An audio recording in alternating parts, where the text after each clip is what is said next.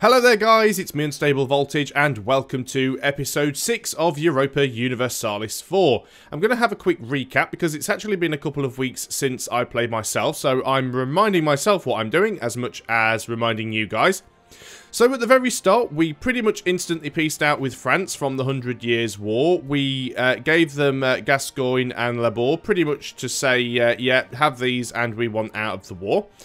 So we made that peace. We instantly then started fabricating some claims against Scotland. Went after Scotland by declaring war on them. And at that point in time, France were actually guaranteeing Scotland's independence. So us going to war with Scotland actually brought France back into another war with us. Now, at this point, we were actually allied with Portugal and Castile. And both Portugal and Castile actually came to our aid and helped us. This meant Portugal and Castile kept the French busy while we sieged out all of Scotland. We then decided to go over and start helping ourselves to some of France's provinces because the French armies were busy down in Castile. Unfortunately, not long after we got there, Castile and Portugal both peaced out with France. However, Burgundy actually declared war on France, which has kept them busy enough for me to stay there a little bit longer and start sieging out some of their provinces. Now, I am sitting in their capital, I have successfully sieged it, and I would like to keep a hold of that. But I need to be very careful because there are still quite a few French troops around. Remember, there is fog of war, so we can't see where they all are. And even though the French armies are actually quite small at the moment, and the French do have very little manpower, they do have quite a lot of vassals, and their vassals have a fair bit of manpower. Saying that, I don't have all that much manpower myself, and we're getting quite a bit of war exhaustion. So what I want to do in this video is I'm going to take these guys that are sitting up here in Aberdeen, and I'm going to bring them down to Kent, and they're going to come and join in the war. Now, the main reason they've been sat here in Scotland pretty much all this time is I've been waiting for rebels to spawn, because what happens is if you siege provinces in a war and you have them sieged for a long time, you get possible revolt risks. And as you can see, the Scottish provinces, which I've had sieged for the longest, have the highest revolt risk. And what will happen is after a while, the rebels will spawn and they will try to siege provinces themselves and make certain demands. I think we're going to actually spend 75 Diplo power here and reduce the war exhaustion down while we're here. Now, I haven't talked too much about the way rebels work, because I know that the way rebels work is going to be changed in the next DLC. So it seems a little bit pointless teaching you what is going to be an obsolete mechanic. However, if any do pop up, we'll talk about it when the time comes. I might even end up having to start this game again once the DLC does come out, because the saves may not be compatible, because one of the main things it's actually going to do is take a lot of the provinces that are around the India area and actually split them up into smaller provinces. So it's yet to be seen whether or not they are going to work. Now, because I'm actually running quite low on manpower and on money, what I'm actually doing is I'm going to throw everything I've got down here, because what I'd love to be able to do is try and siege out some of their vassals. That would be fantastic, but at the same time, I don't want my armies getting chewed to pieces by the French. Now, we can see what our score is against France, but one thing we can't actually see at the moment is what the war score is between Burgundy and France, and we'd like to know whether or not Burgundy intend to carry on with this war much longer. Now, obviously, we can see that France is in this war with Burgundy. We can see the very basic war score there. We can actually see that France has plus 11. They have minus 39 against England, because we have positive 39. They have plus 11 against Burgundy. So they're actually winning the war against Burgundy at the moment. If we click on Burgundy, we can see they have a minus 11 war score against France. What you can do, of course, is if you go into the ledger and look under... I can never remember where this is. There we go, under relations, and it is current wars. And we will see in there somewhere there is the Burgundian Conquest of Champagne. So we know that Burgundy started the war, and Champagne is going to be their war goal. So as you can see, you've got like Armagnac. They're also against Foix, Bourbonnais. So they've got an awful lot of vassals in there. Now, if we actually have a quick look at the sort of size of armies, which is probably going to be important. Oops. clicking on all the wrong buttons today. You can tell it's been a couple of weeks since I've played. Let's go back to the ledger index. We want to have a look at the military and look at the armies. If we look at Burgundy, Burgundy currently have 17,000 men, but they've got no manpower in the tank at all. France, on the other hand, if we can find them, France have 16,000 men, and again, not much manpower in the tank. I'm in a pretty similar situation myself, but saying that, we're going to unpause. We're going to do what we can. I am going to have a little look around, just check what armies are about, because we can see there are quite a few loose units around that we would like to be able to wipe out. I've got 3 armies here. I think what I'm actually going to do is deselect this army and merge these two together, which means I'll be a little bit better stacked between the infantry and the cavalry. I'd love to take one of these armies out to try and siege some more provinces, which I probably should do. Probably worth taking this army. We can... Right, this particular province here we can't go into. So we're obviously not at war with Provence. So we will try, if possible... Well, we could try and take Orleans. I mean, that is a single city province. Oh, sorry, a single province nation, I should say. And a single province vassal. So if we can take that out, it could actually be quite useful to us. We do need to keep our eye on the French troops and what they're up to, though. Because we can see there's quite a lot of movement going around. But the Burgundians, hopefully, will keep them busy. Right, okay, so they've not quite arrived in Kent yet. They've arrived in Kent now. I actually don't think that Brittany currently... Let's actually have a look at Brittany. Ah, Brittany are currently allied with Burgundy and Savoy. So normally Brittany is a vassal of France, but at this particular point in the game they're not. Which is good because it means the French have slightly less in terms of allies. We're going to get these guys on the boat though. And we're going to come and bring the boats over to court. They've been dropped off. And I think what we'll do with these guys is we'll put them in Vamandois. Hopefully we can start to siege out there. I keep using left click to drag. What I should be doing is the middle mouse button. It's a little bit weird. I find it quite unintuitive, to be quite honest, in order to do that. So there's some Burgundian units around. Our war score is still going up very slowly. Now, I'm going to keep going against France until one of 2 things happen. Or one of 3 things happen. Either Burgundy peace out, which basically means that the French will direct all of their attention on me. If that happens, then I pretty much need to peace out before the French come after me and start killing off my armies. If we completely run out of manpower to the point where my armies are decimated and I can no longer reinforce, we might have to peace out while we are ahead. Of course, there is a third option, which is just that we manage to take a big enough chunk out of France that I can sue for peace myself and get something nice in the peace deal. Now, one thing we can do, of course, is we can actually hire mercenaries. In order to hire mercenaries, if you click on the production interface, you can see your mercenaries down here. I can't remember if I've talked about mercenaries before, but the advantage of mercenaries is you can hire mercenaries in any land that is your own, or any land that you currently have sieged, providing that it's not overseas. And now technically this is overseas from the UK mainland, but it basically means outside of Europe. So if we were European and we were trying to do it in Algiers or Morocco, it wouldn't work because that's overseas. England doesn't technically count as being overseas. So mercenary units still count towards your total army force limit, which we are still over slightly, which is one of the reasons why we are losing a little bit of money. We are gaining a bit now, but we were losing before. There's a limit to the number of mercenaries that you can hire, but the advantages of mercenaries are they don't cost any manpower because you're not hiring from your own manpower pool. They're mercenaries.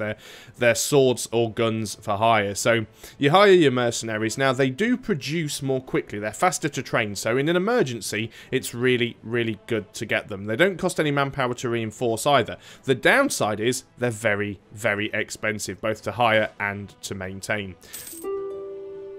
we are getting a peace of offer from Novgorod. We've had this several times before. I think we're just going to decline it now because we could potentially lose some war score if we peace out with some of the minor factions. Just having a quick look to see if we've got any... No, we haven't. I was just having a look because I thought if any of my armies had attrition down, maybe I could merge... 2 regiments together and get us down to our force limit, and then that way we wouldn't be losing quite so much gold. Now France are making peace offers. We're going to keep ignoring that. If they're making peace offers, it means they're worried, and if they're worried, I'm happy. I want to try and do as much damage to France as I can, because France is a superpower in this game, and they're one of those nations that will start to snowball, because all of these little nations here that are vassals or end up being vassals of France, like Armagnac, Bern, and Auvergne, Bourbonnais, Brittany, Provence, Orleans, these will all end up becoming part of France later, and in most cases, so will bits of Burgundy. And France will just become this huge blue blob on the map that is just a complete pain in the arse for everybody involved. So... we're going to take as big a chunk out of them as we can. Still waiting for some of these sieges to come on. They're actually taking quite a bit of time. I'm just going to hit plus and put the game speed up to speed 3. Got one hand over the spacebar so I can quickly hit pause. Now, there are some options you can actually set in the alerts. So, for example, you can make it so that the game automatically pauses if a battle starts or something like that. But the problem is, if you get in a very intensive game, it's pausing every couple of seconds, and the pop-ups can become quite annoying. Looks like the Burgundians are still moving some troops around, so there's definitely something still going on. Obviously, we can't quite see because we're not allied with Burgundy, but at least we can sort of see that the Burgundians have their land that is split up into 2 parts. Normally, Burgundy try and get Barra here, which is part of Provence, and normally link their 2 bits of territory together. Papal Conclave has elected Benedictus XIII as Pope. Now, I know we did talk about the way that the Curia works in this game, but that is something that's also going to be changing in the next DLC as well. So for that reason, I'm not going to go too much into that. As it works at the moment, as we explained before, you basically have a certain amount of papal influence which you spend in this little sort of mini-game where you vote for control over various future cardinals. The way it's going to work in the new DLC is that each year the game will automatically generate 1 new cardinal up until I think there's 49, but each cardinal belongs to a province. Now, it's random which province they belong to, but the bigger, more powerful provinces are more likely to produce cardinals. And if you happen to own that province where that cardinal is born, essentially, then that cardinal is under your control. And what you then have to do is play a bit of a political game to try and make sure that the papal state likes your nation, and you've got more chance of one of your cardinals being elected as the new pope when the current pope dies. So it means it'll make a little bit more sense thematically. It'll be a little bit less gamey, and Siege of Orleans is over. Fantastic. I did hit pause there. So what am I going to do with these guys now? Well, we could go and try and probably go and try and siege out Bourbon as we can now. So let's go ahead and... Oh, no, there's a French army there. I did try to hit space to pause, but I was a little bit too slow in doing that. Didn't quite see them in time, and that is the disadvantage of moving at a high speed. Let's put it down to speed 2. Let's click off that a minute, just so the sound effect goes away. So we can either gain 1 free stability, or we can gain a skill 2 artist. Well, we can't afford to hire an advisor with a skill of 2, so we're going to gain 1 stability. This is going to help us a little bit.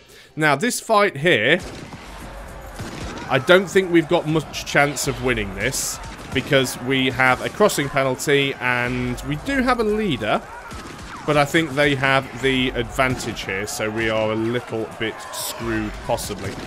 Didn't realise that's where their army was sitting. I'm going to unpause. It is possible that the Burgundians could come and help us, but I doubt that they will. We actually got a good roll there. We actually... No, now the AI is getting better rolls. Here we go. Peasants have started to rise up. Now, it's not too much of a problem. because we can take our army and go and roll on the peasants. We should be able to take the peasants out quite easily. We do need to keep our eye on things to make sure that the French armies don't come and try and take us while we are doing that. There's still a chance, albeit very slight, that we could win this battle down here. And in fact... Oh, we beat the peasants. The peasants were nice and easy. We wait for that battle to end, we can move those guys back. This battle down here... the rolls have been fairly even so far. We did actually, somehow, amazingly, I don't know how, win that battle. But as we can see, and I've just hit pause, and the reason for that is we've actually got Tuscany coming in here, and Tuscany will try and take us. Now, can I get out of here on time? I will arrive on the 17th of March. Tuscany are going to arrive on the 20th of March. So I can actually get out of here before Tuscany's army arrives. We can sit here in Berry and try and heal up a little bit. So let us do that. I mean, I could go ahead at this point and get some mercenaries. We can also see where a lot of the French armies are. So even though I'm sitting on Paris, because of course I don't want to lose Paris, I could at this point actually start to move the rest of my armies down. France don't really have an awful lot up here. And while their provinces are being sieged out by myself and Burgundy, it's going to make it very difficult for them to be able to do anything anyway. I'm going to move this injured unit in. They probably won't get there in time. 18th of April, 19th of April. We're actually going to get there the day after they leave, which is problematic. Now, I can see that these guys are heading up here to take on the Burgundians. So, let us move our units in that direction. That'll probably automatically stop them, and it has. Novgorod are still offering us peace. We don't want to deal with that right now. So we're going to sit there for a little bit and try and do some sieging on Bourbon. We're going to keep our eye on these guys here. We don't have military access with Burgundy, so we can't actually go in there. Now, here's a problem. You see all of these Burgundian troops that have suddenly got black flags on their names? That's because Burgundy have just peaced out with France, and these guys are now exiled. So they have to move out of enemy territory and into their own territories before they can be used again. This is now problematic because this means that it is us versus France. So we really have to be very, very careful now. I'm not going to peace out just yet, and the reason for that is at this point, France is still technically broken. So it still gives us a very, very good chance against France. What do we have down here in terms of unit numbers? We could consolidate there a little bit. We are still losing some money. The main reason we're losing money, of course, is because we are currently reinforcing, which does cost a little bit. So, I'm just going to keep my eye on things at this point. I'm not going to peace out just yet. We are getting another peace offer from France. But I don't think France have got any manpower, and they've got one little army down there, which I'm not too worried about right now. So I'm not going to bother too much with that. It'd be nice if we can start to siege out some of these territories up here. But even better if we can start sieging out some of their vassals. And ideally, you do want to get as close to a 100% war score as possible. You don't need a 100% war score, but the more you have, the more you can take in the peace offer. So what I will probably do is just pop back up to speed 3 just to try and let some of these sieges end more quickly. I'm going to periodically just check on Scotland and just make sure there's nothing sneaking around outside my range of vision, which does tend to happen from time to time. Keep my eye where all enemy troops are. Doing quite well over here in Vermandois. We should have that siege sorted out not too far from now.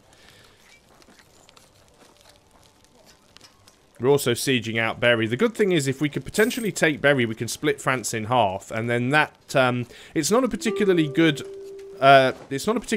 province for us to have for our own needs. But the fact that we could split France up into two halves certainly makes life difficult for them in the future.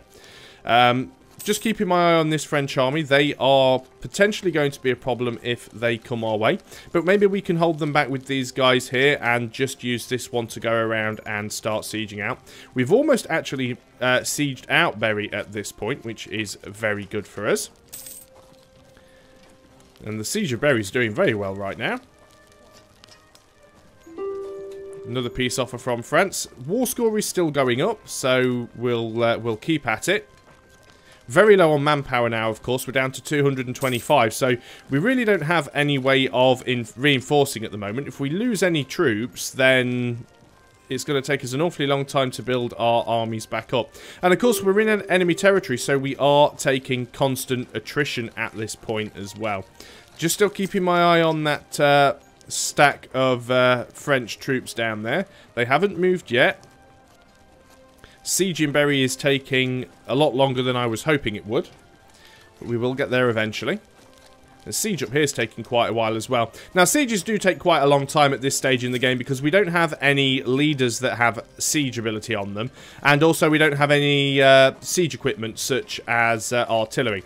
But the siege of Berry is over. The siege of Vermandois is over. So we're going to take these guys over here and siege out Champagne. And I think what we're going to do with these guys is potentially siege out Poitou, because it's coastal. And if you can take coastal cities away from your enemies... Ah, right, now they're actually thinking about moving their armies in. That's the point when I start to think, hang on a minute, we don't want that to be happening. So maybe I'm going to have to reconsider just exactly what I'm going to do and how much I'm going to try and take. But that is something for another video. So thanks a lot for watching, guys, and I'll see you next time. Until then, goodbye for now.